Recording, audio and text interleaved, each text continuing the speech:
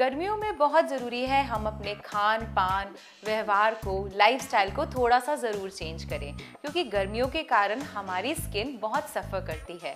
अलग अलग अगर देखेंगे तो आपने अपनी आँखों का ध्यान कैसे रखना है, अपनी त्वचा का ध्यान कैसे रखना है, अपने बालों का ध्यान कैसे रखना है और कुल मिला के अपने स्वास्थ्य का ध्यान कैसे रखना है, सब कुछ जानना बहुत ज़रूरी है। तो शुरू करते हैं मॉर्निंग में।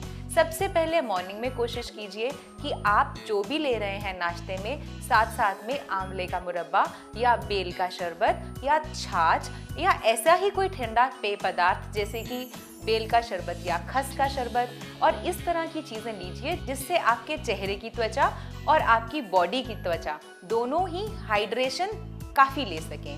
आपकी बॉडी में हाइड्रेशन की कमी होने की वजह से ही आपको गर्मी में होने वाली परेशानियों का सामना करना पड़ता है। तो अगर हम अंदर से अपनी बॉडी का ध्यान रखेंगे तो गर्मियों में होने वाली प्रॉब्लम्स को हम सहन भी कर पाएंगे और उनको क्योर भी कर पाएंगे।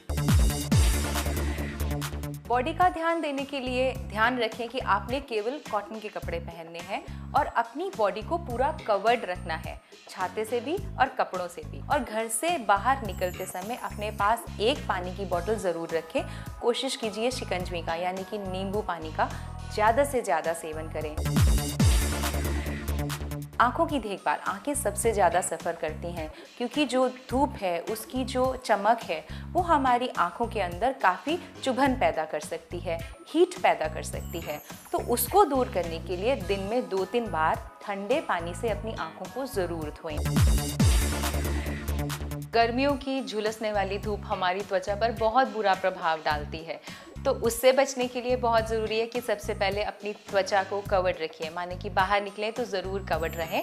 इसके अलावा आप घर में जब आएँ तो उसके बाद आप अपनी बॉडी पे लेप लगा सकते हैं, ख़ासतौर पे चंदन का लेप। चंदन को अगर आप गुलाब जल में मिक्स करके उसका एक लेप अपनी बॉडी पे लगाएंगे तो सनबर्न जैसी प्रॉब्लम से भी छुटकारा पा पाएंगे। और एक बहुत सिंपल रेमेडी जो हम बहुत आसानी से अपने घर में इस्तेमाल कर सकते हैं वो ये है कि इस मौसम में पाए जाने फल जैसे कि पपीता है, तरबूज है या खरबूजा है, यदि आप इसके गूदे को अपनी स्किन पर रेगुलरली लगाएंगे तो सनबर्न और घमौरियों जैसी प्रॉब्लम ही नहीं होगी।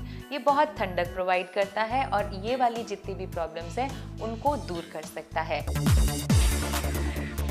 गर्मियों में हम अक्सर देखते हैं कि जो हमारे बाल हैं वो त्वचा के पास यानी कि स्कैल्प के पास तो बहुत ऑयली होते हैं लेकिन एंड्स में बहुत रूखे हो जाते हैं। सो हमारे बाल नॉर्मली कॉम्बिनेशन ले लेते हैं यानी कि एजेस बहुत ड्राई हैं लेकिन जो जड़ें हैं बहुत ऑयली और चिपचिपी हैं।